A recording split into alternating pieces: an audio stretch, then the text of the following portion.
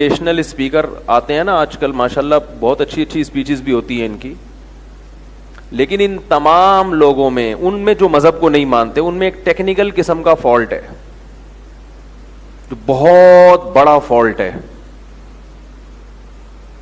آج کل بڑے مشہور ہو رہے ہیں انڈیا کے، خاص طور پر ہزاروں کا مجمع ان کے سامنے بیٹھا ہوتا ہے، لوگوں کو گائیڈ کر رہے ہوتے ہیں، لوگ بڑے متاثر ہوتے ہیں، لیکن ایک بہت بڑا ٹیکنیکل فالٹ ہے ان میں.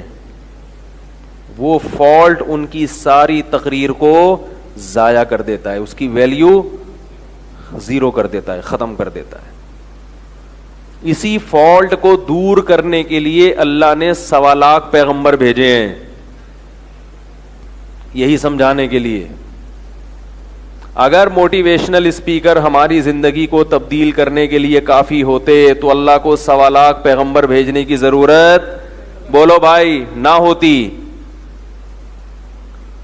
جو لوگ پیغمبروں کو نہیں مانتے، ان کی تعلیمات کو نہیں مانتے، وہ آپ کو موٹیویٹ تو کر سکتے ہیں مگر صحیح موٹیویٹ، صحیح گائیڈ نہیں کر سکتے. ان کے پاس خود گائیڈنس نہیں ہے، آپ کو کہاں سے گائیڈ کریں گے؟ خوشنما باتیں ہیں، خوشنما نعرے ہیں، وہ آپ کو یہ امید دلاتے ہیں کہ آپ اسٹرگل کرو گے، محنت کرو گے تو کامیاب ہو جاؤ گے، مگر ان کو کامیابی کی ڈیفینیشن معلوم. بولتے کیوں نہیں یار؟ جس کو کامیابی کی ڈیفینیشن ہی معلوم نہ ہو، وہ آپ کو کامیابی کا طریقہ کیسے بتائے گا؟ جس کو یہ نہ پتا ہو کہ کھیر کیا ہوتی ہے، وہ کھیر پکانا جانے گا؟ ہے بھائی. ایک آدمی آپ سے آ کے کہتا ہے کہ یار آپ کو کیا چاہیے، میں کہتا ہوں یار مجھے زردہ پکا کے دو ذرا. مثال تو اچھی ہونی چاہیے نا، کریلی بھی کہہ سکتا تھا میں اس سے کیا کہتا ہوں کہ بھائی کیا پکا کے دو؟ زردہ. وہ کہتا ٹھیک ہے. میں اس سے پوچھتا ہوں تمہیں پتا ہے زردہ ہوتا کیا ہے؟ کہہ رہے یہ تو نہیں پتا مجھے زردہ ہوتا کیا ہے، یہ تو مجھے پتہ ہی نہیں ہے. تو آپ کہو گے کہ جب آپ کو یہ پتہ ہی نہیں ہے کہ زردہ کس چیز کا نام ہے تو زردہ پکاؤ گے کیسے اللہ کے بندے؟ تم تو مجھے پکاؤ گے، ایسی چیز میرے سامنے لا کے رکھ دو گے کہ میں پکنا شروع ہو جاؤں گا. یا دوسرا ایک شخص ہے جسے آپ نے کہا کہ بھائی ذرا زردہ پکا دو. مجھے کیا چاہیے؟ زردہ چاہیے. یا مجھے ترکیب بتا دو، میں بھی وہاں تک پہنچنا چاہتا ہوں. تم نے زردہ پکا کے کھایا ہے تو میں بھی چاہتا ہوں کہ میں بھی وہ زردہ کھاؤں. تو وہ جواب میں وہ کہتا ہے ٹھیک ہے. پھر آپ اس سے کہتے ہیں کہ تمہیں زردے کی ڈیفینیشن معلوم ہے، زردہ ہوتا کیا ہے؟ تو پہلا شخص کو تو پتہ ہی نہیں تھا، دوسرے کو غلط پتہ ہے. دوسرا نہاری کو کیا کہہ رہا ہے؟ زردہ. اس نے جو زردے کی ڈیفینیشن بیان کی اس میں اونٹ کا گوشت ہے بھائی، نمک اور لہسن ادرک، اور کیا ڈلتا ہے بھائی؟ آٹا. جو ساری چیزیں وہ بیان کر رہا ہے اس میں چاول کہیں بھی آ ہی نہیں رہے، چینی کا نام و نشان نہیں ہے جو زردے کے بنیادی رکن ہے. بھائی چاول اور چینی کے بغیر تو زردے کا تصور ہی، چلو چاول اور چینی کا ذکر کرتا، ترکیب تھوڑی سی چینج ہو جاتی تو ہم یہ کہتے کہ یہ اپنے ملک کے زردے کی بات کر رہے ہیں، ان کے ہاں شاید اس سٹائل میں پکتا ہوگا. زردے میں بھی تو فرق ہوتا ہے نا. زردے سے ایک شعر یاد آ رہا ہے اگر آپ اجازت دیں. چھوڑے رہنے دیں، ٹاپک چینج ہو جائے گا. وہ ٹاپک سے ہٹ کر ہے اصل میں. تو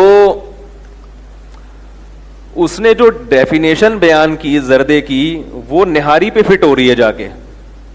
وہ کس پہ فٹ ہو رہی ہے؟ آپ اسے ہاتھ جوڑ کے کہیں گے اللہ کے بندے تو مجھے زردے کے علاوہ کچھ اور سکھا دے. زردہ بولو بھائی. تو یہ جو موٹیویشنل اسپیکر ہیں ان کی اکثریت، سب کی بات نہیں کر رہا، ان کی اکثریت، میجورٹی جو مذہب کو نہیں مانتی ہے، مذہب سے دور ہے، ان کی بات کر رہا ہوں. ان کو کامیابی کی ڈیفینیشن معلوم ہے ہی نہیں, اور جنہیں معلوم ہے وہ غلط معلوم ہے, وہ حقیقت میں وہ ڈیفینیشن کامیابی کی نہیں ہے. تو جس کو ڈیفینیشن معلوم نہ ہو کہ کامیابی کسے کہتے ہیں, یا غلط ڈیفینیشن معلوم ہو, وہ آپ کو کامیابی کا راستہ کیسے بتائے گا؟ جو ٹھٹھا کو حیدرآباد سمجھ رہا ہو تو وہ حیدرآباد کے نام پہ آپ کو کہاں پہنچا دے گا؟ ٹھٹھا پہنچا دے گا بھائی, منزل ہی الگ ہے اس کی. یہ جو دنیا ہے, دنیا, اس میں کامیابی حقیقت میں کامیابی ہے ہی نہیں.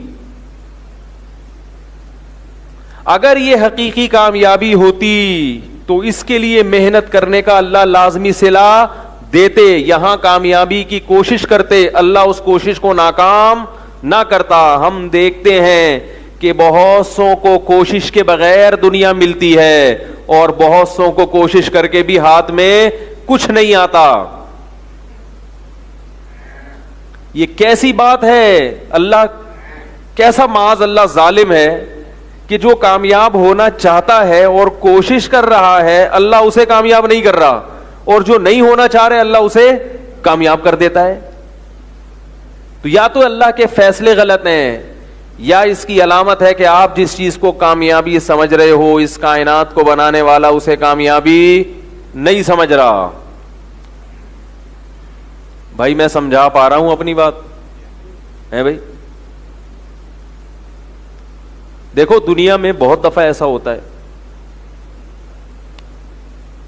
آپ کامیابی کے حصول کی کوشش کرتے کرتے جس کو دنیا کامیابی کہتی ہے آپ ہو بھی جاتے ہیں, اور بعض دفعہ نہیں بھی ہوتے, بلکہ اور ناکام ہو جاتے ہیں.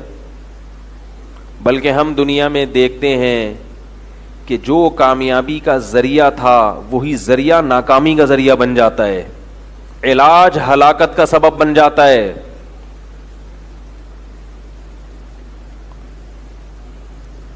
کتنی چیزیں اللہ تعالیٰ نے انسان کے فائدے کے لیے پیدا کی ہیں, ساری دنیا جانتی ہے وہ فائدے کے لیے. بادام یہ خشکی بڑھاتا ہے یا خشکی جسم سے ختم کرتا ہے؟ بولتے کیوں نہیں؟ ختم کرتا ہے نا. لیکن یہی بادام بعض لوگوں کو ری ایکٹ کر جاتا ہے, اور خشکی ختم کرنے کے بجائے بادام کا جو تیل ہے نا بعض دفعہ بال گرا دیتا ہے. عجیب بات ہے یا نہیں ہے؟ حالانکہ بادام کے تیل سے بال اگتے ہیں, کیونکہ تیل ہے نا, وہ پیو گے تو کیا ہوگا بھائی؟ آپ لوگ کو تو کچھ بھی نہیں ہو رہا بھائی. بادام کچھ منہ ہلا دیا کریں بس معذرت کے ساتھ تھوڑا سا. بادام کا جو تیل ہے وہ خشکی ختم کرنے کا بہت بڑا ذریعہ ہے. جن کو نیند نہ آتی ہو وہ بادام کا تیل خود جوڑیا بازار سے جا کے نکلوائیں, دکان سے نہ خریدیں. خالص والص بہت دیکھ لی ہم نے. ابھی جو میں نے عود خوشبو لگائی ہوئی ہے نا, خالص سمجھ کے لگائی ہوئی ہے, آنے کے بعد پتا چلا کہ خالص نہیں. بوتل پہ لکھا ہوا ہوتا ہے 100% اوریجنل, لیکن جب لگائی تو مجھے اندازہ ہوا کہ زکام نہ ہو جائے شام تک, پتہ ہی نہیں چلتا اوریجنل کا. تو جوڑیا بازار سے جائیں, بادام خریدیں, امریکی بادام نہیں, وہ بڑے بڑے دیکھنے کے ہوتے ہیں, ان میں ذائقہ نہیں ہوتا. کندھاری بادام یا ایرانی بادام خریدیں, اور سامنے ہی وہاں تیل نکالنے والے بیٹھے ہوئے ہیں, وہاں تیل نکال کے کھائیں. جب اپنے خرچے پہ اتنی محنت کرتا ہے نا انسان, تو بادام میں ویسے بھی تیل زیادہ پیدا ہو جاتا ہے. پھر جب وہ آپ ایک چمچہ دودھ میں ڈال کے صبح ناشتے کے بعد کھائیں گے, پیئیں گے, تو آپ دیکھیں آپ کو بڑی فریشنس محسوس ہوگی انشاءاللہ. تو وٹامن ای کا خزانہ ہے. لیکن وہی بادام کا تیل بسا اوقات کیا کر جاتا ہے؟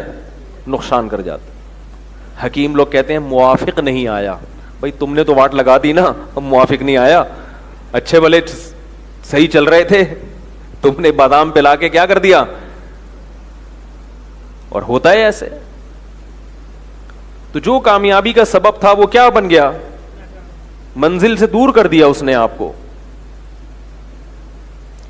ڈاکٹروں کے ساتھ تو ایسا ہوتا رہتا ہے, ڈاکٹر بہت اچھے ہوتے ہیں بھائی. ابھی میں تھائی لینڈ میں بیان تھا, ڈاکٹر بھی بیٹھے ہوئے تھے اس میں, چند اچھے ڈاکٹر تھے, وہ آئے, انہوں نے کہا کہ آپ نے جو ڈاکٹروں کی واٹ لگائی ہے اللہ کا واسطہ سارے ایک جیسے نہیں ہوتے. تو میں نے کہا میں نے سب کی واٹ بھی نہیں لگائی. انہوں نے کہا یہ جو ہماری پبلک ہے یہ پھر سب کو ایک ہی لاٹھی سے ہانکتی ہے.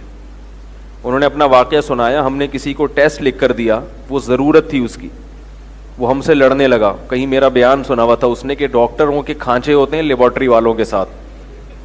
صحیح, بلا وجہ بھی ٹیسٹ لکھ کے دیتے ہیں. تو بھائی ضروری نہیں کہ ہر ٹیسٹ بلا وجہ ہی لکھ کے دیا ہو آپ کو. تو جو جب کسی ڈاکٹر کے پاس گئے ہو تو جانے سے پہلے تحقیق کر لو کہ صحیح ہے غلط ہے. جب چلے گئے تو پھر جو وہ کہہ رہا ہے وہ کرنا پڑے گا, پھر اپنی نہیں چلاؤ وہاں جا کے. تو اس لیے مجھے وہ ڈاکٹر سے ملاقات کے بعد ایک صاحب ملے, انہوں نے کہا ڈاکٹر کیسے ہوتے ہیں؟ میں نے کہا پرسوں تک تو اچھے نہیں تھے, کل سے اچھے ہو گئے. یعنی کل سے جب سے ان سے ملاقات ہوئی اس سے پہلے کی رپورٹ, تو وہ رپورٹ پہلے بھی یہی تھی کہ بھائی سارے خراب نہیں ہوتے. تو بسا اوقات ڈاکٹر مخلص ہے, علاج بھی صحیح کر رہا ہے, مگر اس سے علاج کرانا موت کا سبب بن جاتا ہے. 2 واقعات تو میرے سامنے ایسے ہیں کہ آنکھ معمولی سی خراب تھی, آئی اسپیشلسٹ سے علاج کرایا, بالکل ہی بینائی چلی گئی. 2 واقعات تو ہمارے, ایک تو رشتہ داروں کا واقعہ ہے اور ایک دوست کا واقعہ ہے. آئی اسپیشلسٹ نے ایک ڈراپ دی ہے, آئی ڈراپ, کہ یہ آنکھ میں ڈال دیں. جیسے ہی ایک قطرہ ڈالا ہے بینائی جانا, بولو بھائی, بینائی غائب.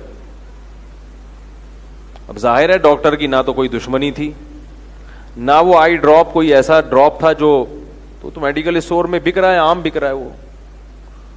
تو ہم یہ بھی نہیں کہہ سکتے کہ ڈاکٹر نے جان کر خیانت کی ہے, کیونکہ وہ اگر ڈراپ سے اندھے ہو رہے ہوتے تو باقی کیوں نہیں ہوئے اندھے. یہاں آپ نے آنکھوں کے لیے محنت کی جو آپ کے بس میں تھا, لیکن اللہ نے آپ کی محنت کو ریورس گیئر لگا دیا. کیا کر دیا بھائی؟ ریورس, الٹا ہو گیا معاملہ. وہ اگر ڈراپ کا استعمال نہ کرتے تو جتنی بینائی تھی تھوڑی سی وہ تو چلتی رہتی نا. ایک اور ابھی ہمارے قریبی رشتے دار ہیں, ان کے ساتھ ایسا ہوا. بہت بڑی کلینک ہے, بہت بڑے ڈاکٹر ہیں, آنکھ کا علاج کرایا اور بینائی جب تک علاج نہیں کرایا تھا سیٹ تھے. اس کا یہ مطلب نہیں ہے کہ آپ کی آنکھ خراب ہو تو علاج نہ کرائیں, ہو جاتا ہے. تو اب کس کو ملامت کرو گے بھائی؟ بعض دفعہ ڈاکٹر کی بھی کوتاہی ہو سکتی ہے, لیکن آپ نے تو اپنی, آپ کی جو سمجھ میں آیا آپ نے اس حساب سے تو ٹھیک کیا نا. لیکن بجائے فائدہ ہونے کے کیا ہو گیا؟ حالانکہ علاج جسم کو فائدہ پہنچانے کے لیے ہے, نقصان پہنچانے کے لیے نہیں. میرے ہمزلف, سگے ہمزلف جوان آدمی, بخار چل رہا تھا 1 ہفتے سے, ہلکا ہلکا معمولی سا نزلہ بھی تھا, زکام بھی تھا, اچھے بھلے چل رہے تھے. ان کو خیال آیا کہ یار یہ تھوڑا بہت چل رہا ہے تو میں ذرا کسی ڈاکٹر کو دکھا دوں. ڈاکٹر کو دکھایا, انہوں نے ایک انجیکشن لگا دیا. 2 گھنٹے کے اندر اندر انجیکشن نے ریئیکٹ کیا ہے اور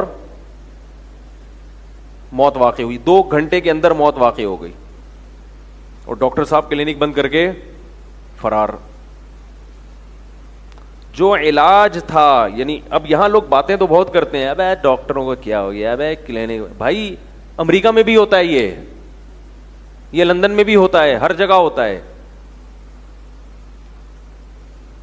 اور ممکن ہے ڈاکٹر کی کوتاہی بھی ہو اس میں, انہوں نے ٹیسٹ نہیں کیا کہ کون سا فیور ہے, اس میں کون سا انجیکشن لگنا چاہیے. ڈاکٹروں کی بھی بعض دفعہ کوتاہی ہوتی ہے, لیکن جو کہنے کی بات ہے وہ اصل بات یہ ہے کہ جو مریض ہے, جو پیشنٹ ہے, جو علاج کرانے کے لیے گیا تھا, اس نے جو اس کے بس میں تھا وہ کیا کہ نہیں کیا صحت کے لیے. لیکن اس نے جو محنت کی وہ محنت کا رخ بھی صحیح, سمت بھی صحیح, مگر فائدے کے بجائے زبردست نقصان ہو گیا, زندگی سے ہاتھ دھو بیٹھا. تو جب اتنی اہم چیزوں میں ہماری محنت ضائع ہو جاتی ہے تو یہ جو ہمارے موٹیویشنل اسپیکر ہیں جو آپ کو بتا رہے ہیں کہ آپ محنت کرو گے تو کل آپ وہاں ہوگے جہاں آج میں ہوں، ضروری نہیں ہے، عین ممکن ہے کل آپ اس سے بھی جاؤ جہاں آپ آج کھڑے ہوئے ہو.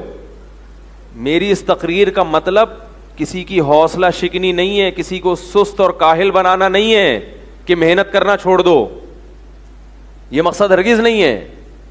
بعض لوگ کہتے ہیں بھائی اگر کوئی محنت کر رہا ہے اور اس کو اچھی امیدیں ہم دلا رہے ہیں، امیدیں رکھنی چاہیے، لیکن یہ امید نہیں کہ میں یہ جو چاہ رہا ہوں یہی بنوں گا. امید کا مطلب یہ ہے کہ میرے بس میں جو کچھ ہے میں کر رہا ہوں، اب جو ہوگا میرے حق میں انشاءاللہ، بولو بھائی، بہتر ہوگا، چاہے میں وہاں تک پہنچوں یا نہ پہنچوں. اس لیے کہ میں جو کچھ کر رہا ہوں کس کے کہنے پہ کر رہا ہوں. میں اگر بادام کا تیل نکال کے پی رہا ہوں دماغ کی خشکی دور کرنے کے لیے تو یہ کس کا حکم ہے بھائی؟ اللہ کا حکم ہے کہ صحت کا خیال رکھو. اب اللہ کی مرضی خشکی دور کر دے یا وہ خشکی بوڑھو بھائی بڑھا دے، کیا خیال ہے بھائی؟ اور یاد رکھو دماغ میں خشکی بادام سے پرہیز سے اتنی نہیں ہوتی جتنی ٹینشن سے ہوتی ہے. بادام کھا رہے ہیں خشکی دور نہیں ہو رہی تو ٹینشن لے رہا ہے، اس ٹینشن سے جو پریشانی، جو بال گریں گے نا وہ خشکی سے نہیں گرتے. اور ٹینشن فری زندگی جبھی ملتی ہے جب آدمی اپنی رضا کو اللہ کی رضا میں فنا کر دے کہ جو ہو رہا ہے ٹھیک ہو رہا ہے. یہ ہم بھی موٹیویشنل اسپیکر ہیں، ہماری اسپیچ کی بھی قدر کرو، کام کرو جو سمجھ میں آ رہا ہے، جو بہتر لگتا ہے شریعت کے مطابق، اور محنت کرو، اور نتیجہ کس پہ چھوڑ دو؟ اللہ. جو ہوگا صحیح ہوگا، کامیاب ہو گئے ٹھیک ہے، نہیں ہوئے تو بھی ٹھیک ہے، کیونکہ اصل کامیابی یہ کامیابی بولو بھائی ہے ہی نہیں. سب ٹھیک ہے. میں یہ عرض کر رہا تھا کہ یہ جو اسپیکر ہوتے ہیں موٹیویشنل، ان میں ٹیکنیکل، جو مذہب سے دور ہیں ان میں ٹیکنیکل فالٹ کیا ہے؟ وہ اس دنیا کو کیا سمجھتے ہیں؟ کامیابی. اگر یہ حقیقت میں کامیابی ہوتی تو یہاں اسٹرگل اور محنت کا نتیجہ لازمی نکلتا. آپ کہہ سکتے ہو کہ ہمیں امید اچھی رکھنی چاہیے، میں نے بتایا کہ امید پہ دنیا قائم ہے، لیکن اگر آپ اچھی امید رکھ لو اور 100% یقین کر لو کہ مجھے اس محنت کا صلہ ملے گا، لازمی ملے گا، کوئی آپ کو تھپکی دے کے چلا گیا کہ بھئی لازمی آپ کو اس محنت کا صلہ ملے گا، تو سوال پیدا ہوتا ہے ملنے کے بعد کیا ہو جائے گا؟ بھائی ملنے کے بعد کیا وہ صلہ آپ کے ساتھ رہے گا؟ ارے آپ نے محنت کی، آپ نے ایک ہدف بنایا کہ میں دنیا کا سب سے بڑا ڈاکٹر بنوں گا. گورے اپنی قوم کو موٹیویٹ کرنے کے لیے کہ اپنی ایک میننگ فل لائف، کیونکہ ٹائم کو مینیج کرنے کی ضرورت اسی کو ہوگی جو میننگ فل لائف گزارنا چاہتا ہے، با مقصد زندگی گزارنا چاہتا ہے. کیا خیال ہے؟ تو اب قوم کہے گی کیوں ہم با مقصد زندگی گزارے؟ تو کہہ رہے ہیں بھائی دیکھو مرو گے ایک دن، مرو گے تو نا، وہ تو گورے بھی مانتے ہیں نا مریں گے، تو مرتے وقت تم خوشی خوشی مرو یہ زیادہ بہتر ہے یہ غم کے ساتھ مرو. ارے بابا آپ تو زندہ ہیں، بولنے بھائی، تو آپ کیا بولیں گے؟ سب یہی بولیں گے بھائی ہم چاہتے ہیں خوشی خوشی دنیا سے جائیں، غم کے ساتھ دنیا سے نہ جائیں. اور خوشی کس بات کی؟ تسلی ہو ہم میننگ فل لائف گزار کے جا رہے ہیں، اس بات کی خوشی کے ساتھ روح پرواز کرے گی. کیا خیال ہے؟ اور اگر ٹائم کو مینیج نہیں کیا اور میننگ فل لائف نہیں گزاری تو مرتے وقت کیا خیال ہوگا؟ یار با مقصد زندگی نہیں گزاری، ٹائم ویسٹ کیا، تو اب جو ہے وہ افسوس ہو اور مر گئے. تو اس دن کی ٹینشن سے بچنے کے لیے ٹائم مینجمنٹ کی ورکشاپ کریں، گورا کہتا ہے، اور اپنی زندگی کو کیا بنائیں؟ Meaningful life. میں نے جب یہ ٹائم مینجمنٹ کی ورکشاپ کی تو جب یہ گورے کی مثال سامنے آئی تو میں نے کہا جب میں مر ہی رہا ہوں، میرے ذہن میں ایک اشکال پیدا ہوا کہ یار میں مر رہا ہوں، بولوں گا باڑ میں جائے، جیسی گزری اب گزر گئی، اب کیا کرنا ہے؟ کیا خیال ہے بھائی؟ اب تو گزر گئی، اچھی گزری بری گزری، اب ٹینشن کیوں لوں بھائی میں؟ پہلے کم ٹینشن ہے جو بے معنی زندگی گزار کے جو ٹینشنیں حاصل ہوئی ہیں. اب تو یہی ہے کہ بھائی اب جیسی گزری اب تو کچھ اللہ کرے کوئی خوشی سے روح نکل جائے. دوسری بات یہ کہ جب روح نکل ہی رہی ہے تو غم سے نکلے خوشی سے نکلے, جو اصل جواب ہے. اس وقت تو غم بھی ہوگا تو تسلی ہوگی کہ یہ غم تھوڑی دیر میں, مطلب یہ کوئی ایسی چیز نہیں ہے جس سے آپ مطمئن ہو جائیں. یہ ایک مصنوعی طریقہ ہے قوم کو موٹیویٹ کرنے کا. دوسری بات یہ کہ میننگ فل لائف کہتے کسے ہیں ان کی نظر میں؟ کارآمد انسان. کارآمد کسے کہتے ہیں؟ جس نے اچھی زندگی گزاری ہو. اچھی کسی کہتے ہیں؟ گھوم پھر کے بات یہاں ہے کہ جس نے مزے کی زندگی گزاری ہو اسے کیا کہتے ہیں؟ اچھی زندگی. تو مزے کی زندگی تو آوارہ گردی میں ہے. کیا خیال ہے؟ اسنوکر, ڈبو شبو کھیلو. آپ کہہ سکتے ہیں اس سے فیوچر تباہ ہوتا ہے, حال تو بن جاتا ہے نا اس سے. کیا خیال ہے؟ ابے بھائی وہ لطیفہ کئی دفعہ سنا چکا ہوں, لیکن وہ اس لیے کہ وہ جب تک نہیں سناؤ بات سمجھ میں نہیں آئے گی. وہ ایک جوان آدمی سمندر کے کنارے پڑا ہوا سگریٹ کے کش لے رہا ہے. ایک بوڑھا آدمی وہاں گیا, اس نے کہا یار یہ جوان آدمی بامعنی زندگی, بولو بھائی, نہیں گزاری, میننگ فل لائف نہیں, اس سے موت کے وقت حسرت ہوگی کہ میں نے ساری زندگی کیا کیا ہے. تو اب اس کو میننگ فل لائف پہ لے کر آؤ. انہوں نے بھی ٹائم مینجمنٹ کی ورکشاپ لازمی کریں, وہ میں منع نہیں کر رہا, لیکن میں بتا رہا ہوں کہ جب تک مذہب نہیں ہوگا, اسلام نہیں ہے, سب بیکار ہے, بربادی ہے, نہیں ملے گا سکون, کچھ بھی کر لو. تو وہ نوجوان پڑا ہوا ہے سمندر کے کنارے اور کش لے رہا ہے سگریٹ کے بڑے مزے سے. ایک بزرگ گئے, انہوں نے خیال ہوا اس کو ٹائم مینجمنٹ کی ورکشاپ کرواتے ہیں تاکہ یہ میننگ فل لائف گزارے. تو اس نوجوان سے کہا کہ بیٹا تم کچھ یہاں کیوں پڑے ہوئے ہو؟ اس نے کہا پھر کیا کروں اگر یہاں نہ پڑھوں, سگریٹ وگریٹ نہ پیوں. بیٹا کچھ پڑھ لو, میٹرک کر لو. اچھا جی پھر کیا ہوگا؟ کہا 10 سال میں میٹرک ہوگا. 10 سال کوئی کم نہیں ہے. نوجوان نے پوچھا پھر اس کے بعد کیا ہوگا؟ انہوں نے کہا پھر انٹر کرنا, 2 سال اس میں لگیں گے. 12 سال ہو گئے جی ٹینشن میں. 12 سال کس میں ہو گئے؟ پھر کیا ہوگا؟ پھر بیٹا B com, B S C, B A کچھ بھی کر لینا. پھر کیا ہوگا؟ ماسٹر کر لینا. 16 سال گئے نا. 16 سال کے بعد حضرت جی پھر کیا ہوگا؟ کہا پھر کوئی P H D V H D کر لینا یا کوئی کچھ بھی بن جانا. چلو پی ایچ ڈی ڈاکٹر بن گیا. پھر کیا ہوا؟ بیٹا پھر جاب کرنا. 18 سال گئے. پھر جاب کر کے کیا ہوگا؟ بھائی تنخواہ آئے گی ٹھیک ٹھاک.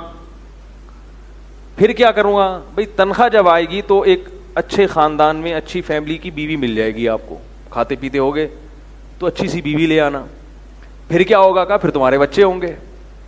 پھر کیا ہوگا؟ پر گھر بنانا. پھر کیا ہوگا؟ پھر کہنا مزے اڑانا.